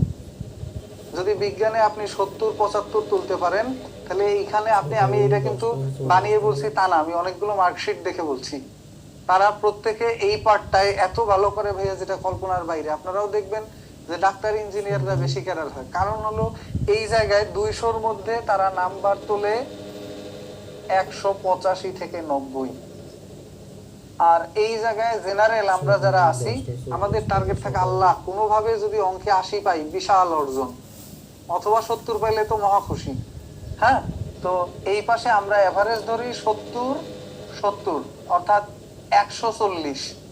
এইখানে আমরা তাদের থেকে পিছিয়ে থাকি 40 থেকে 45 নাম্বার। বুঝতে পারছেন কেন তারা এগিয়ে যায়? এই 40-45 নাম্বার তাকে বিট দিতে হলে আপনাকে বাংলাদেশ অ্যাফেয়ার্সের যে 200, আন্তর্জাতিক বিষয়গুলির 100, বাংলার 200, এই 3টা সাবজেক্টে বিট দেওয়া সম্ভব। আদারওয়াইজ ইংরেজির যা আছে পুরোটাই ফ্রি হ্যান্ড রাইটিং, এখানে আপনি যা পারবেন তার থেকে কোনো অংশে সে কম পারবে না। বিলিভ ইট অর নট, এখানে আলাদা করে লেখার কিছুই নেই, আপনিও যা লিখবেন সেও তাই লিখবে। এবং এখানে গ্রামাটিক্যাল আইটেম কম বেশি সবার জন্য সমান। তারা ওই বুয়েটে চান্স পাওয়ার সময় যেই পড়াশোনাটা করছে ওই বেসিক থেকেই তারা এই অংশে ভালো করে ফেলবে। তো আপনার যা করার বাংলাদেশের 200, আন্তর্জাতিকের 100, এই 300 নম্বরে করতে হবে। এইখানে ওদের এভারেজ নাম্বারটা হয় 100 থেকে 115, এই রেঞ্জের মধ্যে 200-তে। আর এই 100-তে ওদের এভারেজ নাম্বারটা হয় 60 থেকে 65। এইখানে যদি আপনারা কেউ নাম্বার তুলে ফেলতে পারেন তাহলে এগিয়ে যাবেন। ওই যে 40 মার্ক আগেই পিছিয়ে আছেন, এই জায়গায় তুলে ফেলতে হবে। এখন এই জায়গায় আপনার কত পেতে হবে? 130-40-এর উপরে, যদি অঙ্ক কম পারেন, যদি ইংরেজি কম পারেন। কারণ ইংরেজির 200-তে অন অ্যান এভারেজ তারা কখনো 140ও পেয়ে বসে। আর যারা মোটামুটি কম পারে তারাও 120-এর কম পাবে না, মেডিকেল বুয়েটের যে সব ছেলে পেলে আছে। আর যারা ঢাকা বিশ্ববিদ্যালয়ের, আমার পেছনে একটা ছেলে পরীক্ষা দিয়েছিল লাস্ট যে বিসিএস রিটেন আমি দিয়েছিলাম 43 রিটেনে, তো সে হলো অ্যাপ্লাইড ম্যাথমেটিক্সের। সে 49 মার্কের অ্যান্সার করছে আর আমি 15 মার্কের অ্যান্সার করে বসে আছি কলম কামড়াই। সমস্যাটা আমাদের জেনারেল লোকজনের এই জায়গা, আর কিছুই না। তো তাদেরকে বিট করার জায়গা হলো এইগুলো। প্রশ্ন কিন্তু সবচেয়ে কঠিন প্রশ্ন ছিল 43 বিসিএস এ, ম্যাথের প্রশ্নটা কঠিন প্রশ্ন ছিল মোটামুটি। তো এই জন্য জায়গাগুলো আপনার ইতিহাস যত পারেন সব পড়ে রাখেন। বাংলাদেশ, আন্তর্জাতিক, এই দুইটা সাবজেক্ট এবং বাংলা। বাংলায় প্রচুর নাম্বার ওঠানোর জায়গা আছে, কিন্তু সেই নাম্বারটা উঠবে হলো আপনার এই অংশটা ভালো করে পড়া থাকলে।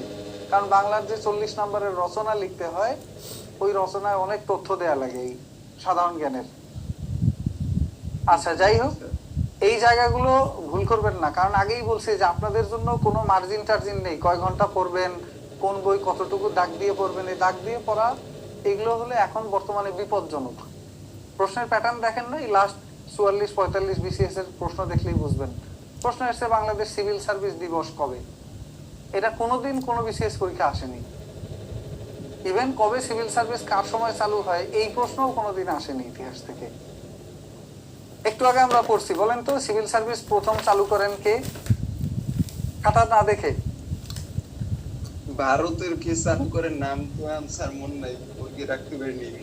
কারো মনে আছে? আমরা এইমাত্র বললাম ইন্ডিয়ান সিভিল সার্ভিস আইন। বাকি কেউ আছেন আমাদের সাথে? আছি। মনে আছে? স্যার লর্ড কেনি। একটু আগেই কিন্তু আমরা পড়ছি, দেখেন। এটা হলো কনসেন্ট্রেশনের ঘাটতি, আর কিছুই না। আর একটা কথা তো আপনাদের আগেই বলেছি যে এইটা হলো বিসিএস প্রিলিমিনারি একটা বাছাইয়ের পরীক্ষা, আর আসল যাচাই যেটাকে বলে যে কে ক্যাডার, কে নন ক্যাডার, আর কে খালি হাতে আসবে সব পাস করার পরে, এই তিনটা ব্যাপারেই হবে মূলত লিখিত আর ভাইভা পরীক্ষায়। আর প্রিলি পরীক্ষা কিছুই না, এটা কোনো নাম্বার যোগও হয় না, বিয়োগও হয় না, কিছুই না। জাস্ট এখান থেকে তারা 10,000, 12,000, কখনো 15,000, কখনো 20,000 লোককে তারা বাছাই করে যে এই লোকগুলো আসলে রিটেন পরীক্ষা দিতে পারবে, এরা বিসিএস পরীক্ষা দিতে পারবে। এটার নাম হলো বিসিএস পরীক্ষা। আর এটা হলো জাস্ট বিসিএস এর একটা বাছাই, যে মূল যাচাই পরীক্ষাটা কারা কারা দিতে পারবে। সো এই পরীক্ষাটা পাশ করার চেয়েও মাথায় রাখতে হবে এই পড়াটার সময় যাতে আপনার এইখানকার 60 থেকে 70% পড়া আগে থেকে খতম হয়ে থাকে, তাহলেই ক্যাডার হওয়া সম্ভব। ওই জায়গায় সময় মাত্র 4-5 মাস, আর এখন আপনাদের হাতে সময় আছে 9 থেকে 10 মাস। এই 10 মাস একেবারে ওইভাবে পড়া করতে হবে যাতে ওই 4 মাসে কিছু বাকি না থাকে এদিকে পড়া, যেগুলো সমান। এরপর আসেন, আমরা পড়েছিলাম বঙ্গভঙ্গ রদের ঘোষণা দিয়েছিলেন রাজা পঞ্চম জর্জ। এরপরে বঙ্গভঙ্গ রদের প্রেক্ষাপটে রাজধানী দিল্লিতে চলে যায় এবং 1913 সালে একটা কমিশন গঠন হয় যার নাম হলো নাথান কমিশন। এই কমিশনের রিপোর্ট অনুযায়ী 1921 সালে প্রতিষ্ঠিত হয় ঢাকা বিশ্ববিদ্যালয়। 21 সালে কেন? 13 সালে কমিশন রিপোর্ট দিলেও 1914 সালে শুরু হয় প্রথম বিশ্বযুদ্ধ, এবং এই বিশ্বযুদ্ধ শেষ হওয়ার পর পরিস্থিতি স্বাভাবিক হওয়ার পরে 1921-এ এসে ঢাকা বিশ্ববিদ্যালয় প্রতিষ্ঠিত হয়। এই পর্যন্ত এখান থেকে পড়তে পারেন। এরপরে ভাইয়া এইবার যে প্রশ্নটা করেছিল, দেখেন 1920-এ একটা আন্দোলন হয় ব্রিটিশদের বিরুদ্ধে আবার, যার কারণ ছিল 1919 সালের একটা হত্যাকাণ্ড। 1919 সালে একটা আইন পাশ হয় যার নাম হলো রাওলাট আইন। রাওলাট আইনটা একটা কুখ্যাত আইন ছিল। এই আইনটা মূলত ছিল যে ব্রিটিশরা চাইলে যে কাউকে যে কোনো সময় বন্দি করতে পারবে, যে কোনো ধরনের দণ্ড দিতে পারবে। এই আইনের নাম হলো রাওলাট আইন, এই জন্য এটাকে বলা হতো কুখ্যাত রাওলাট আইন। এই কুখ্যাত আইনের বিপক্ষে লোকজন পাঞ্জাবের অমৃতসরে একত্রিত হয় এবং পাঞ্জাবের অমৃতসরে স্বর্ণ মন্দির, হ্যাঁ আচ্ছা স্বর্ণ মন্দির লাগবে না, পাঞ্জাবের অমৃতসরে তারা একত্রিত হয় একটা সভায়, এবং এই সভায় জেনারেল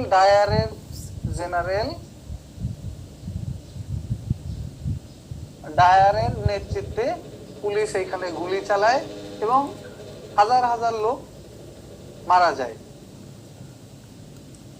এবং এই জায়গাটার নাম ছিল জালিয়ানওয়ালাবাগ, আর এই যে হত্যাকাণ্ডটা হয় এটার নাম ছিল জালিয়ানওয়ালাবাগ হত্যাকাণ্ড।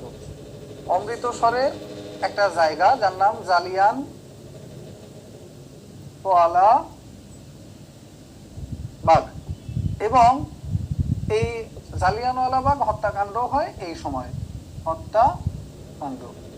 এবং এই হত্যাকাণ্ডের প্রেক্ষিতে 1920 সালে মহাত্মা গান্ধীর নেতৃত্বে পরবর্তীতে শুরু হয় অসহযোগ আন্দোলন। অসহযোগ আন্দোলন, এবং এর নেতৃত্বে ছিলেন মহাত্মা গান্ধী।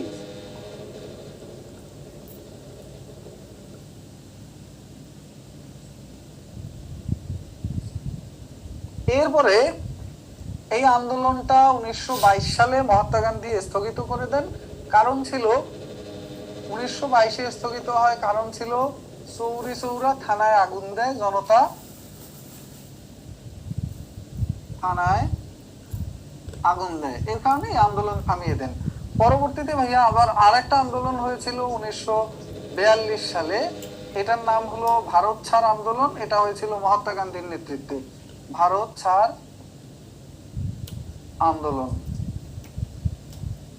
এটাও হয়েছিল মহাত্মা গান্ধীর নেতৃত্বে, মহাত্মা গান্ধী এবং কংগ্রেস এদের নেতৃত্বে হয়েছিল ব্রিটিশদের এই অঞ্চল থেকে বিতাড়নের জন্য। ওকে, এবং ভাইয়া এরপর থেকেই মোটামুটি আরো কিছু সমস্যা ভারতে দেখা দেয়। ধরেন এর মাঝামাঝি একটা সময়, এই সময়টা মাঝামাঝি যে শূন্য সময় 20 থেকে 42-এর মধ্যবর্তী যে শূন্য সময়, এইখানে কিছু ঘটনা ঘটে। যেমন 1931 সালে ফাঁসি হয় কার? মাস্টারদা সূর্য সেন। সূর্য সেন, তার শিষ্য ছিলেন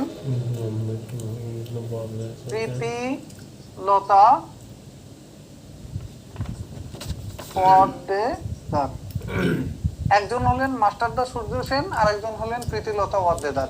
এই দুইজন উনি চট্টগ্রাম অস্ত্রাগার লুণ্ঠন করেছিলেন, চট্টগ্রাম অস্ত্রাগার লুণ্ঠন করেন, এবং এই কারণে 1931-এ ওনার ফাঁসি হয়।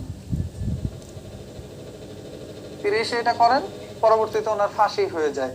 আর ওনার শিষ্য যিনি প্রীতিলতা ওয়াদ্দেদার, তিনি সায়ানাইড খেয়ে আত্মহত্যা করেন, এবং তিনি আক্রমণ চালিয়েছিলেন চট্টগ্রাম অফিসার্স ক্লাবে।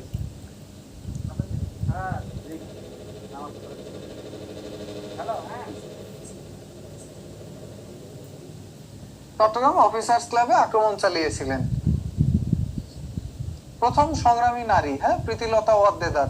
আরেকজনের নাম আপনারা মনে রাখতে পারেন, ক্ষুদিরাম, 1908 সালে যার ফাঁসি হয়েছিল। সশস্ত্র বিদ্রোহ সম্পর্কে ক্ষুদিরামের কথা আসে, ক্ষুদিরামের ফাঁসি 1908 সালে। ক্ষুদিরাম, বিদ্রোহী ক্ষুদিরাম, উনি বোম মেরেছিলেন একজন ইংরেজ গভর্নর। তার গাড়িতে বোম মারতে যান, সৌভাগ্যক্রমে ওই বেচারি বেঁচে যায়, মারা যায় তার বউ। এরপরে ক্ষুদিরামের ফাঁসি হয়ে যায়। এছাড়া উল্লেখযোগ্য যে ঘটনা আছে তৎকালীন সময়ে ভারতবর্ষে, তার মধ্যে অন্যতম হলো 1946 সালের তেভাগা আন্দোলন, এবং এই আন্দোলনের নেতৃত্ব দিয়েছিলেন ইলা মিত্র। তেভাগা মানে যিনি জমি চাষ করবেন, তিনি জমির 3 ভাগের 2 ভাগ ফসল নিবেন, আর যার জমি তিনি নিবেন 1 ভাগ। এইভাবে 3 ভাগ করা হবে জমিতে উৎপন্ন ফসলকে।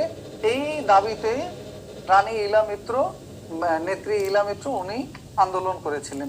এছাড়া নীল বিদ্রোহ সম্পর্কে পড়তে পারেন। 59 থেকে 62 সাল পর্যন্ত নীল বিদ্রোহ হয়েছিল বাংলায়।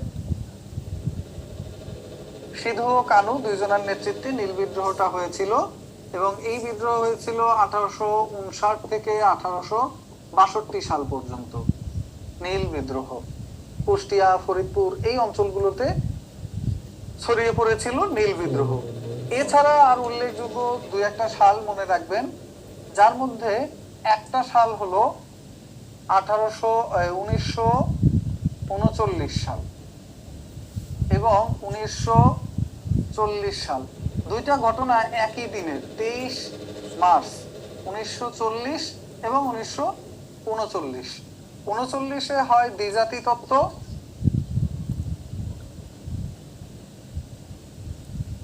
এবং 40-এ হয় লাহোর প্রস্তাব। ভাইয়া আমরা আর 10 মিনিটের মধ্যে শেষ করে দিব, একবারেই শেষ করব। নামাজের ব্রেক নিলে আপনাদের এর মাঝখানে এই 5 মিনিট সময়টা নষ্ট হবে। একবারে গিয়ে নামাজ পড়বেন নাকি? মিউট করুন আর ঠিক আছে ঠিক আছে ভাই। ওকে ওকে দ্বিজাতি তত্ত্ব এটা দিয়েছিলেন মোহাম্মদ আলী জিন্নাহ, আর লাহোর প্রস্তাব দিয়েছিলেন শেরেবাংলা একে ফজলুল হক। উনি বলেছিলেন ভারতের যেখানে মুসলমানরা সংখ্যাগরিষ্ঠ সেই সব অঞ্চলে মুসলমানদের দিয়ে স্বাধীন রাষ্ট্র সমূহ গঠন করার কথা। আর উনি প্রথম দ্বিজাতি তত্ত্বে বলেছিলেন ভারতে হিন্দু এবং মুসলিম দুইটা আলাদা জাতি এবং এরা কোনোদিন একত্রে থাকতে পারবে না, তাই আলাদা দুইটা রাষ্ট্র দুই দলের জন্য গঠন করা হোক। এই জিনিসটাকেই একটু পার্থক্য করে উনি বলেছিলেন মুসলিমদের জন্য পূর্ব এবং পশ্চিম দুই অঞ্চলে আলাদা স্বাধীন রাষ্ট্রসমূহ গঠন করা হোক। পূর্ব পাকিস্তানে একটা রাষ্ট্র, আরেকটা রাষ্ট্র পশ্চিম পাকিস্তানে, এই দুই রাষ্ট্রের কথা উনি প্রথম বলেছিলেন। এই দুইটা জিনিসই ছিল ভারত এবং পাকিস্তান হওয়ার মূল ভিত্তি। এছাড়া আরেকটা উল্লেখযোগ্য ঘটনা, 1946 সালে কলকাতায় হিন্দু মুসলিম দাঙ্গা। এটা মূলত দুই দেশে ভাগ হয়ে যাওয়ার ব্যাপারটা চূড়ান্ত করে দেয়, হিন্দু মুসলিম দাঙ্গা। এবং তৎকালীন সময়ে অবিভক্ত বাংলার সর্বশেষ মেয়র বা মুখ্যমন্ত্রী কে ছিলেন বলেন তো? মেয়র কলকাতার মুখ্যমন্ত্রী ছিলেন, মেয়র না লিখলেও হয়, মুখ্যমন্ত্রী ছিলেন হোসেন শহীদ সোহরাওয়ার্দী।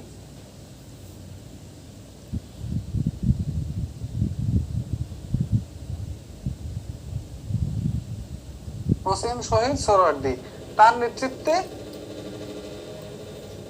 তিনি ছিলেন সর্বশেষ মুখ্যমন্ত্রী এই অবিভক্ত বাংলার। এরপরই বাংলা দুই ভাগে ভাগ হয়ে যায়।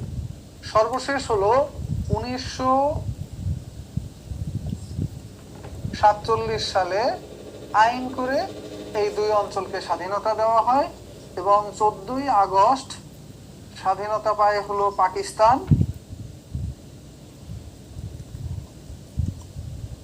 এবং 15ই আগস্ট স্বাধীনতা পায় ভারত। এইগুলো হলো সবচেয়ে উল্লেখযোগ্য ঘটনা। এইভাবে দেশ ভাগ হয়ে যায় এবং আমরা স্বাধীনতা পাই।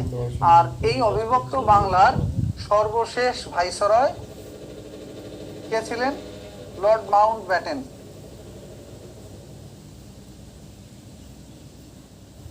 Lord Mount Batten. জুলাই মাসে আইন পাশ হয়ে যায় যে ভারতকে স্বাধীনতা দেওয়া হবে এবং এই স্বাধীনতা দেওয়া হয় চূড়ান্তভাবে আগস্ট মাসে। এইভাবে আমাদের দেশ ভাগ হয়ে যায় এবং আমরা স্বাধীনতা পাই। এই ছিল মোটামুটি ইতিহাস। বাকি অংশগুলো আপনারা বই থেকে দেখে পড়বেন, তাহলে ইনশাল্লাহ সবগুলো ব্যাপার বুঝতে পারবেন। এইগুলোই সবচেয়ে গুরুত্বপূর্ণ বিষয়। এছাড়া এখানে উল্লেখযোগ্য জাস্ট দুইটা তারিখ দেখবেন, যে দুইটা আমরা লিখলাম না। একটা হলো 1885 সালে একটা ভারতীয় জাতীয় কংগ্রেস প্রতিষ্ঠা। এই কংগ্রেসের প্রতিষ্ঠা করেন অ্যালান অক্টোভিয়ান হিউম।